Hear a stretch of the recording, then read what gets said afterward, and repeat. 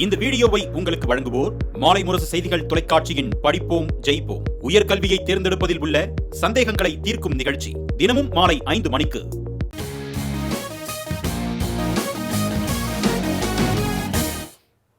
வணக்கம். மாலை முரசு செய்திகள் தொலைக்காட்சியில் 50 முக்கிய செய்திகளை விரைவாகவும் துல்லியமாகவும் அரைமணியில் பார்க்கலாம்.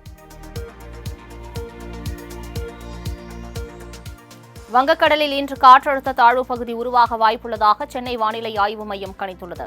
இது தொடர்பாக வானிலை ஆய்வு மையம் வெளியிட்டுள்ள அறிக்கையில், மத்திய மேற்கு மற்றும் அதனை ஒட்டிய வடக்கு வங்கக்கடல் பகுதிகளில் இன்று காற்றழுத்த தாழ்வு பகுதி உருவாகக்கூடும் என தெரிவிக்கப்பட்டுள்ளது.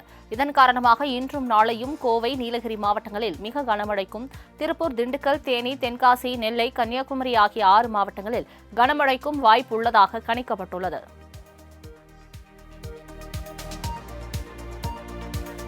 வரும் 29 மற்றும் 30 ஆகிய தேதிகளில் கோவை, நெல்லை, நீலகிரி, தென்காசி, கன்னியாகுமரி ஆகிய 6 மாவட்டங்களில் மிக கனமழைக்கு வாய்ப்புள்ளதாக சென்னை வானிலை ஆய்வு மையம் தெரிவித்துள்ளது. இதேபோல் திருப்பூர், தேனி, திண்டுக்கல் ஆகிய 3 மாவட்டங்களில் கனமழையும் பெய்யக்கூடும் எனவும் அறிவிக்கப்பட்டுள்ளது. வரும் 31 மற்றும் ஜூன் 1 ஆகிய தேதிகளில் தமிழகத்தில் ஓரிரு இடங்களிலும், புதுச்சேரி மற்றும் காரைக்கால் பகுதிகளிலும் லேசானது முதல் மிதமான மழை பெய்யக்கூடும் என தெரிவிக்கப்பட்டுள்ளது. சென்னை மற்றும் புறநகர் பகுதிகளை பொறுத்தவரை இன்று நகரின் ஒரு சில பகுதிகளில் லேசான மழை பெய்ய வாய்ப்புள்ளதாக கணிக்கப்பட்டுள்ளது. மழையால் சேதமடைந்த மின் கம்பங்களை உடனுக்குடன் மாற்ற மின்வாரிய ஊழியர்கள் தயார் நிலையில் உள்ளதாக மின்சாரத்துறை அமைச்சர் சிவசங்கர் தெரிவித்துள்ளார். அரியலூர் மாவட்டம் திருமானூரில் செய்தியாளர்களுக்கு பேட்டியளித்த அவர், மின்சாரம் தொடர்பான புகார்களுக்கு 989479 9894 என்ற எண்ணில் தொடர்பு கொண்டு தெரிவிக்கலாம் என்றார்.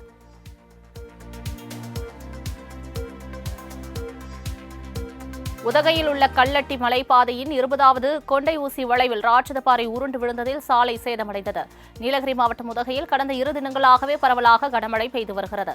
இதன் விளைவால் கல்லட்டி மலைப்பாதையில் 20வது கொண்டை ஊசி வளைவு பகுதியில் ராட்சதபாறை உருண்டு விழுந்துள்ளதோடு மரங்களும் சேர்ந்து விழுந்ததால் சாலை சேதமடைந்துள்ளது. இதனால் மலைப்பாதையில் தற்காலிகமாக போக்குவரத்து நிறுத்தப்பட்டுள்ளது. சாலையை சரி செய்யும் பணி நடைபெற்று வருவதால் கர்நாடகாவிலிருந்து உதகை நோக்கி வரும் வாகனங்கள் கூடலூர் வழியாக மாற்றம் செய்யப்பட்டுள்ளன. நீலகிரி மாவட்டத்தில் சாலையில் விழுந்த மரத்தை மாவட்ட காவல்துறை கண்காணிப்பாளரின் அதிவிரைவு படையினர் அகற்றினர். நீலகிரியில் பெய்த தொடர் மழை காரணமாக மரங்கள் முறிந்து பாதிப்புகள் ஏற்பட்டு வந்தது. இந்நிலையில் உதகை அரசு தாவரவியல் பூங்காவில் உள்ள குடியிருப்பு பகுதிகளுக்கு செல்லும் சாலையில் பலத்த காற்று காரணமாக மரம் ஒன்று சாலையின் குறுக்கே விழுந்தது. இதனையடுத்து சாலையில் விழுந்த மரத்தை நீலகிரி மாவட்ட காவல்துறை கண்காணிப்பாளரின் பாதுகாப்பு பணியில் உள்ள அதிவிரைவு படையினர் உடனடியாக வெட்டி அப்புறப்படுத்தினர்.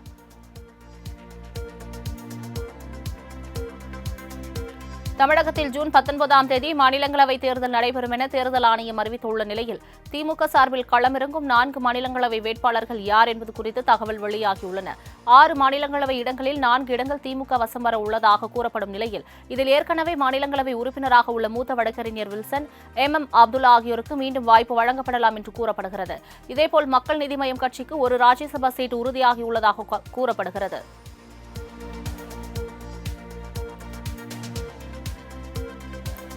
தமிழ்நாட்டில் விரைவில் கூடுதல் முதல்வர் படைப்பகங்கள் திறக்க நடவடிக்கை எடுக்கப்படும் என முதலமைச்சர் மு.க. ஸ்டாலின் அறிவித்துள்ளார்.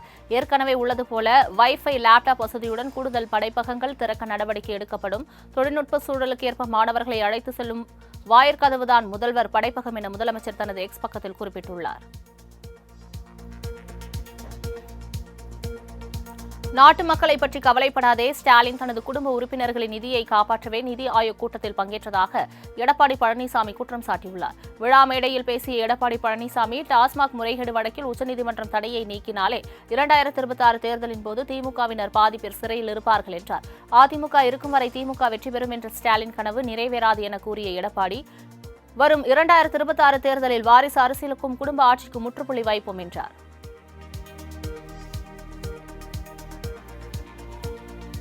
மறைந்த முன்னாள் முதலமைச்சர் கருணாநிதி ஆதரித்த ஒரே நாடு ஒரே தேர்தல் முறையை முதலமைச்சர் ஸ்டாலினும் ஏற்றுக்கொள்ள வேண்டும் என ஆந்திர துணை முதலமைச்சர் பவன் கல்யாண் தெரிவித்துள்ளார். சென்னையில் நடைபெற்ற நிகழ்ச்சியில் பேசிய அவர், ஒரே நாடு ஒரே தேர்தல் முறையில் நாடு முன்னேற்ற பாதையில் செல்லும் எனவும், இந்த தேர்தல் முறை மூலம் செலவுகளை வெகுவாக குறைக்க முடியும் என்றும் கூறினார். மேலும் மாமியார் உடைத்தால் மண்குடம், மருமகள் உடைத்தால் பொன்குடம் என்பது போல எதிர்க்கட்சிகள் செயல்படுவதாகவும் அவர் அப்போது விமர்சித்தார்.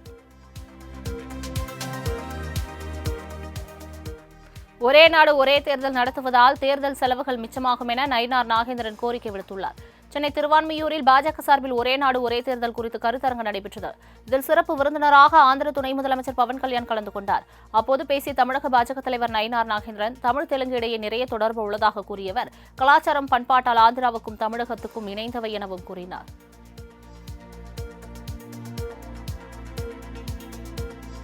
தமிழகம் பெரியாரின் மண்ணில்லை, பெரியாழ்வாரின் மண் எனவும், அண்ணாவின் மண் இல்லை, ஆண்டாளின் மண் என்பதை நிரூபிக்க பவன் கல்யாண் வருகை தந்திருப்பதாக பாஜக மூத்த தலைவர் தமிழிசை சவுந்தரராஜன் தெரிவித்தார். சென்னை திருவான்மியூரில் நடந்த ஒரே நாடு ஒரே தேர்தல் குறித்த கருத்தரங்கில் பேசிய அவர், தமிழகம் எப்போதுமே ஆன்மீக பூமிதான் என்றார். பவன் கல்யாண் போன்றவர்களின் துணையோடு தமிழகத்தில் நிச்சயம் ஒரு மாற்றத்தை ஏற்படுத்துவோம் என தமிழிசை நம்பிக்கை தெரிவித்தார்.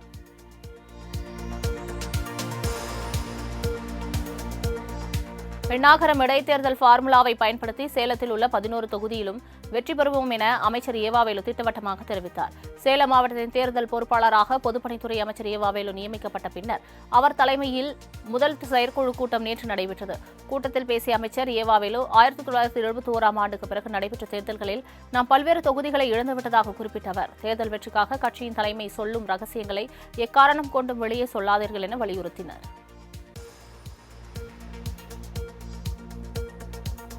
தமிழ்நாட்டில் சுற்றுச்சூழல் சீரழிவை தடுக்கும் வகையில் புதிய ஆற்று மணல் குவாரிகளுக்கு அனுமதி அளிக்கக்கூடாது என பாமக தலைவர் அன்புமணி ராமதாஸ் வலியுறுத்தியுள்ளார். இது தொடர்பாக மாநில சுற்றுச்சூழல் தாக்க மதிப்பீட்டு ஆணையத்தின் தலைவர் சையத் முசாமில் அப்பாஸுக்கு எழுதிய கடிதத்தில் 10 ஆண்டுகளுக்கும் மேலாக வெட்டி எடுக்கப்பட வேண்டிய ஆற்று மணல் சில மாதங்களிலேயே கொள்ளையடிக்கப்பட்டிருப்பதாக குற்றம் சாட்டியுள்ள அவர், புதிய குவாரிகளை இனி திறக்காமலும் பழைய குவாரிகளை மூடவும் கோரிக்கை விடுத்துள்ளார்.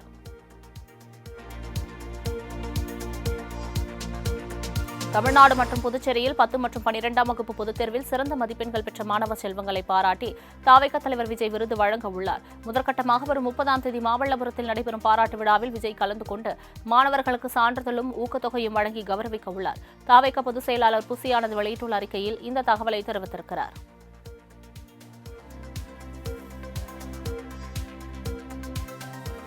அரசின் நிகழ்ச்சிகள் மற்றும் விளம்பரங்களில் தமிழில் பெயர் பலகை வைக்க அனைத்து துறைகளுக்கும் மீண்டும் அறிவுறுத்தப்படும் என முதலமைச்சர் ரங்கசாமி தெரிவித்துள்ளார். புதுச்சேரியில் யோகன் திருவிழாவிற்காக அரசு சார்பில் வைக்கப்பட்டிருந்த விளம்பர பலகையில் தமிழ் புறக்கணிக்கப்பட்டு ஹிந்தி மட்டும் இடம்பெற்றிருந்தது.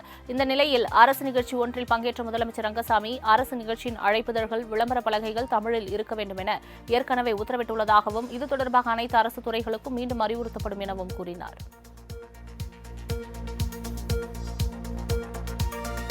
புதுச்சேரியில் பணியின் போது உயிரிழந்த நகராட்சி ஊழியர்களின் வாரிசுதாரர்கள் 200 பேருக்கு கருணை அடிப்படையில் அரசு வேலை வழங்கப்படும் என முதலமைச்சர் ரங்கசாமி தெரிவித்துள்ளார்.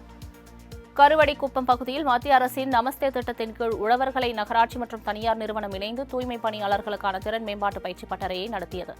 இப்பயிற்சியை முதலமைச்சர் ரங்கசாமி தொடங்கி வைத்து சுத்தப்படுத்தும் ரோபோட் இயந்திரத்தை பயன்பாட்டுக்கு கொண்டு வந்தார்.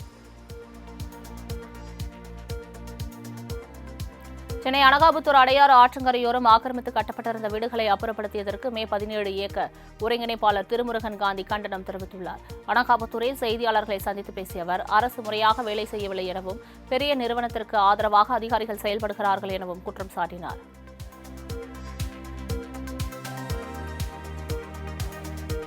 1 முதல் 12ஆம் வகுப்பு வரை அனைத்து மாணவர்களுக்கும் ஜூன் 2ஆம் தேதி பள்ளிகள் திட்டமிட்டபடி திறக்கப்படும் என பள்ளிக்கல்வித்துறை அறிவித்துள்ளது. கோடை விடுமுறை முடிந்து ஜூன் 2ஆம் தேதி பள்ளிகளை திறப்பதற்கான அறிவுறுத்தல்களை பள்ளிக்கல்வித்துறை வழங்கியுள்ளது. அதன்படி பள்ளிகள் திறக்கப்படும் என்று முழுமையாக மாணவர்கள் பள்ளியை பயன்படுத்தும் வகையில் சுத்தப்படுத்தி தயார் செய்ய வேண்டும் எனவும், மதிய உணவு இடைவேளை முடிந்து சிறார் பருவ இதழ் படிக்க வைக்க வேண்டும் எனவும் தெரிவிக்கப்பட்டுள்ளது. அண்ணா பல்கலைக்கழக பதிவாளர் அனுப்பிய சுற்றறிக்கை குறித்து கேள்வி எழுப்பி உயர்கல்வித்துறை அமைச்சர் கோவிச்செழியனை தற்காலிக ஊழியர்கள் முற்றுகையிட்டதால் பரபரப்பு ஏற்பட்டது. அண்ணா பல்கலைக்கழகத்தில் பணியாற்றும் தற்காலிக ஊழியர்கள் வார இறுதி நாட்களில் பணிக்கு வர வேண்டாம் என பல்கலைக்கழக பதிவாளர் சுற்றறிக்கை அனுப்பினார்.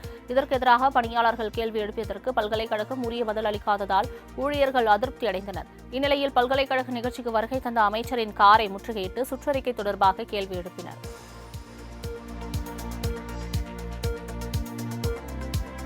தமிழில் பெயர் பலகை வைக்க வேண்டும் என்ற உத்தரவை அமல்படுத்த அவகாசம் வழங்க கோரிய விண்ணப்பத்தை 4 வாரங்களில் பரிசீலிக்க சென்னை மாநகராட்சிக்கு உயர்நீதிமன்றம் உத்தரவிட்டுள்ளது.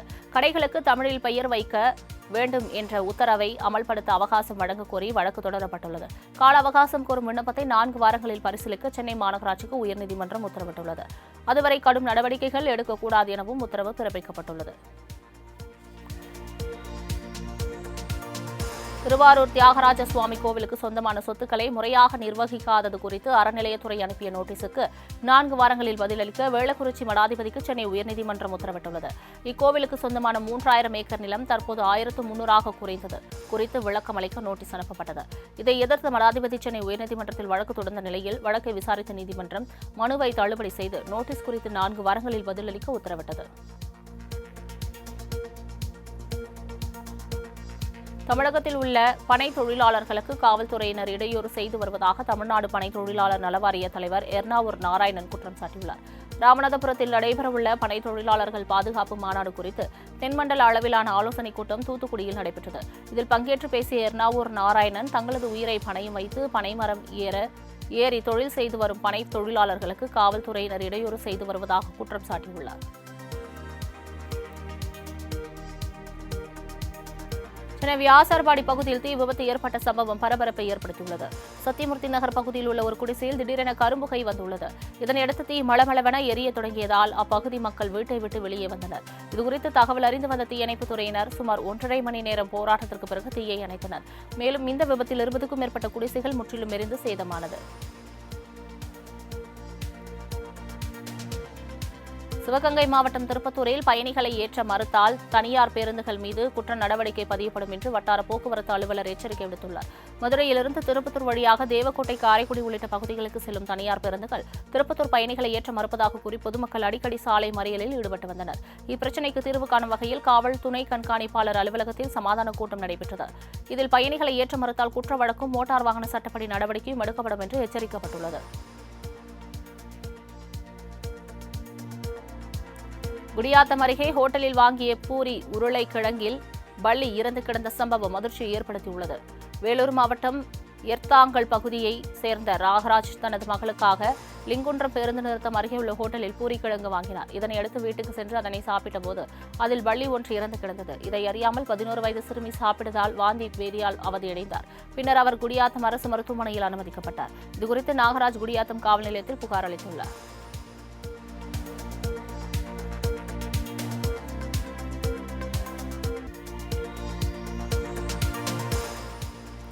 சொந்த மாநிலமான குஜராத் சென்றுள்ள பிரதமர் மோடி அகமதாபாத்தில் திறந்த வாகனத்தில் நின்றபடி ரோட் ஷோ நடத்தினார். 2 நாட்கள் பயணமாக குஜராத் சென்றுள்ள பிரதமர் மோடி அங்கு பல்வேறு நலத்திட்ட பணிகளை தொடங்கி வைத்தார். தொடர்ந்து அகமதாபாத்தில் திறந்த வாகனத்தில் ரோட் ஷோ நடத்தினார். சாலையின் இருபுறமும் தொண்டர்கள் திரண்டு உற்சாக வரவேற்பு அளித்தனர்.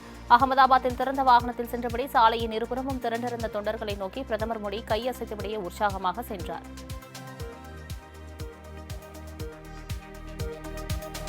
பாகிஸ்தானை பயங்கரவாதத்திலிருந்து மீட்க அந்நாட்டு மக்கள் முன்வர வேண்டும் என பிரதமர் மோடி வேண்டுகோள் விடுத்துள்ளார். குஜராத் மாநிலம் பூஜ் பகுதியில் நடைபெற்ற பொதுக்கூட்டத்தில் பங்கேற்று பேசிய பிரதமர் மோடி இந்தியாவை யார் அச்சுறுத்த நினைத்தாலும் அதற்கான பதிலடி அவர்கள் வழியிலேயே கொடுக்கப்படும் எனவும் ஆபரேஷன் சிந்தூர் என்பது பயங்கரவாதத்தை முற்றிலும் ஒழித்து மனிதநேயத்தை நிலைநாட்டுவதற்கான போராட்டமாகும் எனவும் தெரிவித்தார்.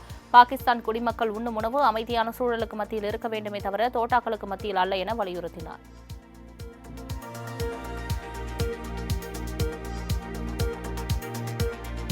2047ஆம் ஆண்டுக்குள் இந்தியா வளர்ந்த நாடாக மாற வேண்டும் என்றால் நாடு முழுவதும் தேசிய கல்விக் கொள்கையை செயல்படுத்த வேண்டும் என மத்திய கல்வித்துறை அமைச்சர் தர்மேந்திர பிரதான் தெரிவித்துள்ளார்.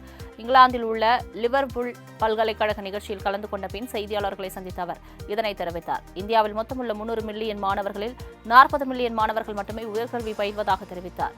மேலும் மாணவர்களின் சேர்க்கை 27% மட்டுமே இருப்பதாக கூறிய அவர் அடுத்த 5 ஆண்டுகளில் மாணவர் சேர்க்கையை 50% உயர்த்த வேண்டும் என தெரிவித்தார். நாடு முழுவதும் கொரோனா பாதிப்பு ஒரே வாரத்தில் 4 மடங்கு உயர்ந்துள்ளது. கடந்த வாரம் 257 பேர் பாதிக்கப்பட்டிருந்த நிலையில் தற்போது மீண்டும் 1009 பேர் கொரோனாவால் பாதிக்கப்பட்டுள்ளனர். இந்த நிலையில் அதிகபட்சமாக கேரளாவில் ஒரே வாரத்தில் 333 பேர் பாதிக்கப்பட்டுள்ள நிலையில் தமிழ்நாட்டில் மொத்தம் 69 பேர் கொரோனா நோய் தொற்றால் பாதிக்கப்பட்டுள்ளதாக தகவல் தெரிவிக்கப்பட்டுள்ளது.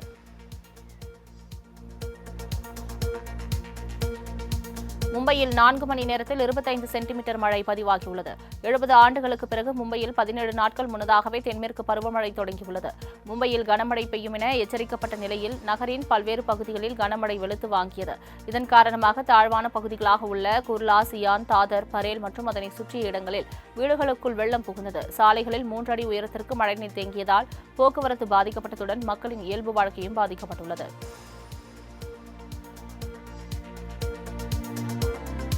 பஞ்சாப் மாநிலம் மொஹாலியில் எளிதான முறையில் சொத்து விவரங்களை பதிவு செய்யும் நடைமுறைக்கான புதிய பதிவு முறையை அம்மாநில முதலமைச்சர் பகவந்த் சிங் மான் தொடங்கி வைத்தார். துணை பதிவாளர் அலுவலகத்தில் நடைபெற்ற நிகழ்வில் ஆம் ஆத்மி கட்சித் தலைவர் அரவிந்த் கெஜ்ரிவால் முன்னிலையில் பகவந்த் சிங் புதிய பதிவு செயல்முறைகளை தொடங்கி வைத்தார். மேலும் இந்த புதிய அமைப்பு மக்களுக்கு விரைவான மற்றும் இடையூறு இல்லாத சேவைகளை உறுதி செய்வதாக அதிகாரிகள் தெரிவித்தனர்.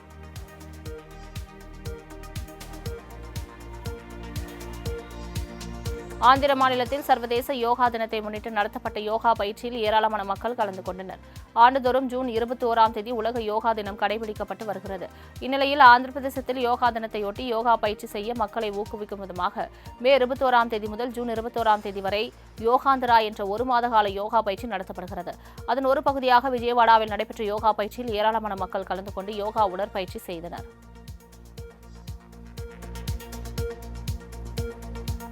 ராமநாதபுரத்தில் இளைஞர் கொலை வழக்கில் குற்றவாளிகளுக்கு தண்டனை வழங்க வலியுறுத்தி உறவினர்கள் மாவட்ட ஆட்சியரிடம் மனு அளித்தனர். கடந்த சில தினங்களுக்கு முன்பு நண்பர்களுக்குள் ஏற்பட்ட தகராறு காரணமாக இளைஞரை கொலை செய்து சிலர் கடலில் வீசியுள்ளனர்.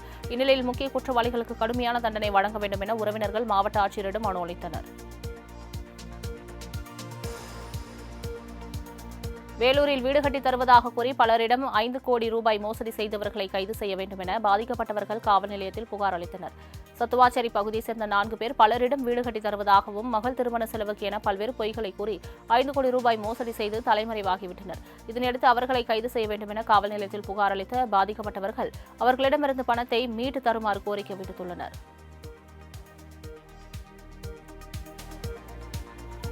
கள்ளக்குறிச்சி மாவட்டம் சங்கராபுரம் அருகே தற்காலிக நெல் கொள்முதல் நிலையத்தை கண்டித்து விவசாயிகள் சாலை மறியல் போராட்டத்தில் ஈடுபட்டனர். தேவபாண்டலம் கிராமத்தில் அமைக்கப்பட்டுள்ள தற்காலிக நெல் கொள்முதல் நிலையத்தில் 1000 நெல் மூட்டைகள் 3 மாதங்களுக்கு மேலாக விற்பனைக்கு எடுத்துக் கொள்ளாமல் மழையில் நனைந்து வீணாகி வருகிறது. மேலும் நெல் மூட்டைகளை வாங்குவதற்கு கமிஷன் கேட்பதால் நெல் மூட்டைகள் வியாபாரம் செய்ய முடியாமல் விவசாயிகள் சாலை மறியல் போராட்டத்தில் ஈடுபட்டனர். வயலுக்கு செல்லும் நீர்நிலை புறம்போக்கு ஆக்கிரமிப்பை அகற்றக் கோரி மனு அளித்தும் நடவடிக்கை எடுக்காமல் வருவாய்த்துறையினர் மிரட்டுவதாக மாற்றுத்திறனாளி புகார் அளித்துள்ளார். மயிலாடுதுறை மாவட்டம் கழனிவாசல் கிராமத்தைச் சேர்ந்த மாற்றுத்திறனாளியான ரவி என்பவருக்கு சொந்தமான நிலத்திற்கு செல்லக்கூடிய நீர்வழி புறம்போக்கு பாதையை தனிநபர் ஒருவர் ஆக்கிரமித்துள்ளதாக மனு அளித்துள்ளார். இந்நிலையில் புகார் அளித்த தன் மீது அரசு பணி செய்யவிடாமல் தடுத்ததாக காவல் நிலையத்தில் புகார் அளிப்போம் என வருவாய்த்துறையினர் மிரட்டுவதாகவும் தெரிவித்துள்ளார். சேலம் மாவட்டம் ஓமலூர் அருகே தேசிய நெடுஞ்சாலையில் கழிவுநீர் தேங்கி நிற்பதால் பொதுமக்கள் அவதியடைந்து வருகின்றனர். தீவட்டிப்பட்டி கிராமத்தில் கழிவுநீர் செல்வதற்கான கால்வாய் முறையாக அமைக்கப்படவில்லை என கூறப்படுகிறது. இதனால் கிராமத்தையொட்டியுள்ள சேலம் பெங்களூர் தேசிய நெடுஞ்சாலையில் ஆங்காங்கே கழிவுநீர் தேங்கி நிற்கும் அவலம் ஏற்பட்டுள்ளது.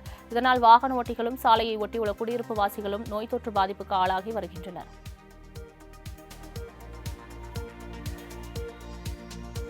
திருவள்ளூர் அருகே நரிக்குறவர் காலனியில் அசம்பாவிதங்கள் நடைபெறாமல் தடுத்து நிறுத்தக் கோரி மாவட்ட ஆட்சியரிடம் நரிக்குறவினர் மனு அளித்தனர்.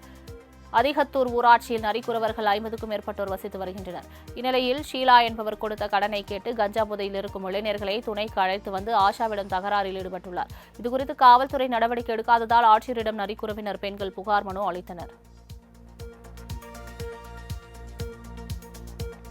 விழுப்புரம் மாவட்டம் அரகண்டநல்லூர் அருகே 1.5 கோடி ரூபாய் நிலுவைத் தொகையை வழங்கக் கோரி விவசாயிகள் கண்டன ஆர்ப்பாட்டம் நடத்தினர். வீரபாண்டி கிராமத்தில் உள்ள மத்திய அரசின் நேரடி நெல் கொள்முதல் நிலையத்தில் கடந்த மாதத்திலிருந்து விவசாயிகளுக்கு விளைபொருட்களுக்கான பணத்தை தராமல் காலம் தாழ்த்தி வருவதாக கூறப்படுகிறது. சுமார் 1.5 கோடி அளவிற்கு நிலுவைத் தொகை உள்ள நிலையில் அவற்றை திரும்ப தர வேண்டும் என்று தமிழ்நாடு விவசாய சங்கத்தினர் கம்யூனிஸ்ட் கட்சியினர் நடத்திய ஆர்ப்பாட்டத்தில் வலியுறுத்தப்பட்டது.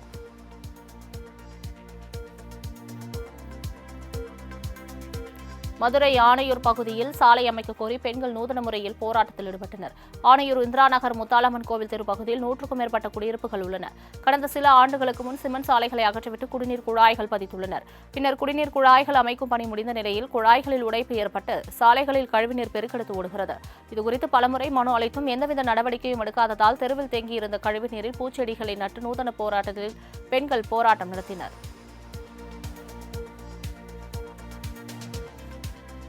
கோவை மாவட்டம் தொண்டாமுத்தூர் அருகே காட்டு யானை ஒன்று வீட்டின் கூரை இடித்துக் கொண்டு வெளியேறிய வீடியோ வைரலாகி கோவை மத்திப்பாளையம் பகுதியில் இரவு நேரத்தில் ஊருக்குள் புகுந்து காட்டு யானை ஒன்று ஊரை சுற்றி உலாவந்தது. இந்நிலையில் நல்லூர் வயல் என்ற கிராமத்தில் மலைவாழ் மக்கள் வசிக்கும் வீட்டின் உள்ளே நுழைந்த காட்டு யானை வீட்டின் கூரை இடித்து தள்ளியபடி வெளியேறும் வீடியோ தற்போது வெளியாகியுள்ளது. திருவாரூர் மாவட்டம் முத்துப்பேட்டையில் சேதமடைந்த பாலத்தை சீரமைத்து தரக்கோரி கிராம மக்கள் நூதன போராட்டத்தில் ஈடுபட்டனர். ஆலங்காடு ஊராட்சியில் 15 ஆண்டுகளுக்கு முன்பு பலதரப்பட்ட போராட்டங்களுக்கு பிறகு அமைக்கப்பட்ட நடைபாலமானது கடந்த ஆண்டு பெய்த கனமழையால் சேதமடைந்தது.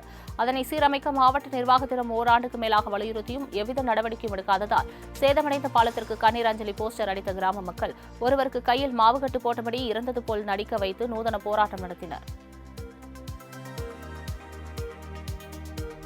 திருச்சி மதுரை ரிங் ரோடு அமைக்கும் பணி விவகாரத்தில் விவசாயிகளுக்கு இழப்பீடு தொகை வழங்குவதில் முறைகேடு நடப்பதாக கூறி திண்டுக்கல் ஆட்சியர் அலுவலகம் முன்பு விவசாயிகள் கண்டன ஆர்ப்பாட்டம் நடத்தினர். ரிங் ரோடு அமைக்கும் பணிக்காக அப்பகுதியில் உள்ள விளை நிலங்கள் கைப்பற்றப்பட்ட நிலையில் நிலங்களுக்கு குறைவான இழப்பீடு தொகை கொடுத்து அதிகாரிகள் முறைகேட்டில் ஈடுபடுவதாக விவசாயிகள் குற்றம் சாட்டினர். மேலும் இழப்பீட்டுத் தொகையாக ஏக்கர் மதிப்பீட்டு விலையை 10 மடங்காக உயர்த்தி வழங்கவும் கோரிக்கை விடுத்தனர்.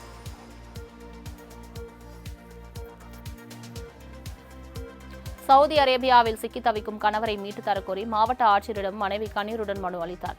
நாகை மாவட்டம் காளியம்மன் கோவில் தெருவை சேர்ந்த உதயஜோதி என்பவர் தனது குடும்பத்துடன் மாவட்ட ஆட்சியர் அலுவலகத்திற்கு மனு கொடுக்க வந்தார். அந்த மனுவில் தனது கணவர் கவாஸ்கர் கடந்த ஜனவரி மாதம் 14ஆம் தேதி வேலைக்காக சவுதி அரேபியா நாட்டுக்கு சென்றதாகவும் பாலைவனத்தில் அவரை ஒட்டகம் மேய்க்கும் வேலை கொடுத்ததாகவும் கூறியுள்ளார். மயிலாடுதுறையில் மக்கள் குறைதீர் கூட்டத்திற்கு மனு அளிக்க வந்த பெண் மயக்கமடைந்த சம்பவம் பரபரப்பை ஏற்படுத்தியுள்ளது. மயிலாடுதுறை மாவட்ட ஆட்சியர் அலுவலக கூட்ட அரங்கில் பொதுமக்கள் குறைதீர் கூட்டம் நடைபெற்றது. இதில் 200க்கும் மேற்பட்டோர் பல்வேறு கோரிக்கை அடங்கிய மனுவினை வழங்கினர். அப்போது சீர்காழி தாலுகா சின்ன பெருந்தோட்டத்தை சேர்ந்த தனிகா என்ற பெண் மனு அளிக்க வந்தார். இந்நிலையில் அவர் திடீரென மயங்கி கீழே விழுந்தார். திண்டுக்கல் மாவட்டம் கொடைக்கானலில் நடைபெறும் படகு போட்டி காலதாமதமாக தொடங்கும் என கோட்டாட்சியர் தெரிவித்துள்ளார். கொடைக்கானலில் படகு போட்டிகள் நடைபெறும் என மாவட்ட நிர்வாகம் மற்றும் சுற்றுலாத்துறை அறிவித்திருந்தது. இந்நிலையில் அந்த பகுதியில் அதிக காற்று மற்றும் சாரல் மழை பெய்து வருகிறது. இதனையடுத்து கொடைக்கானல் நட்சத்திர ஏரி பகுதிகளில் காற்றின் வேகம் அதிகரித்து காணப்படுகிறது. இதனால் காற்றின் வேகம் குறைந்து படகு போட்டி காலதாமதமாக தொடங்கும் என கோட்டாட்சியர் தெரிவித்துள்ளார். சேலம் மாவட்டம் ஏற்காட்டில் சுற்றுலாத்துறை சார்பில் நடைபெற்ற படகு போட்டியில் சுற்றுலா பயணிகள் ஆர்வத்துடன் கலந்து கொண்டனர். ஏற்காட்டின் 48வது கோடை விழா மற்றும் மலர் கண்காட்சியை முன்னிட்டு படகு போட்டி நடைபெற்றது. இந்த போட்டியில் தமிழகத்தின் பல்வேறு மாவட்டங்களில் இருந்து சுற்றுலா பயணிகள் பலர் கலந்து கொண்டனர். மேலும் இந்த போட்டியில் வெற்றி பெற்றவர்களுக்கு பரிசுகள் வழங்கப்பட்டன. இதனை சுற்றுலா பயணிகள் ஆர்வத்துடன் கண்டு ரசித்தனர். அமாவாசையொட்டி திருவண்ணாமலை அண்ணாமலையார் கோவிலில் நடைபெற்ற சிறப்பு வழிபாட்டில் ஏராளமானோர் கலந்து கொண்டனர். நினைத்தாலே முக்தி தரும் அண்ணாமலையார் கோவிலில் வைகாசி மாத அமாவாசையொட்டி மகா அபிஷேகம் நடைபெற்றது. அண்ணாமலையார் உடனாகிய உண்ணாமலை அம்மனுக்கு மஞ்சள் தூள், பஞ்சாமிர்தம், 1500 லிட்டர் பால் உள்ளிட்டவற்றை கொண்டு பிரம்மாண்ட அபிஷேக ஆராதனைகள் நடைபெற்றது. தொடர்ந்து 3 மணி நேரத்திற்கு மேலாக சுமார் 20 வகையான பூக்களை கொண்டு மலர் அபிஷேகம் செய்யப்பட்டது.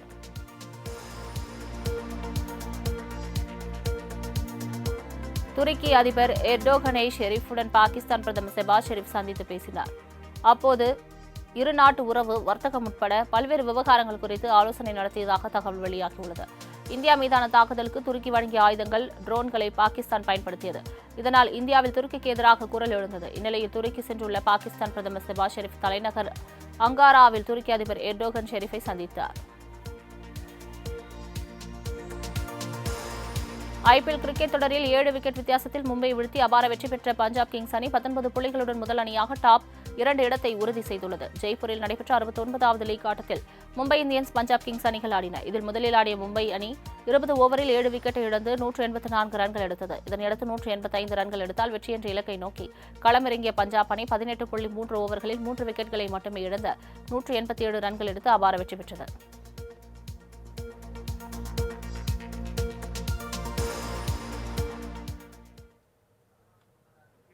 உயர்கல்வியில் சேரவுள்ள மாணவர்களின் சந்தேகங்களை தீர்க்கும் வகையில் ஒரு புதிய முன்னெடுப்பாக நமது மாலை முரசு தொலைக்காட்சியில் தினந்தோறும் மாலை 5 மணிக்கு படிப்போம் ஜெயிப்போம் என்ற நிகழ்ச்சி ஒளிபரப்பாகிறது. உயர்கல்வி தொடர்பான சந்தேகங்களுக்கு துறை சார்ந்த ஆளுமைகள் விளக்கம் அளித்து வருகின்றனர். 100 நாட்களில் 100 படிப்புகள் தொடர்பாக நிபுணர்கள் விளக்கம் அளிக்கின்றனர். அந்த வகையில் இன்று மாலை 5 மணிக்கு ஒளிபரப்பாகும் நிகழ்ச்சியில் பேராசிரியர் ராமசாமி சிறப்பு விருந்தினராக பங்கேற்று CA கோர்ஸ் குறித்து பேசவுள்ளார். இது தொடர்பான சந்தேகங்களை மாணவர்கள் தொலைபேசி வாயிலாக கேட்டு பயன்பெறலாம்.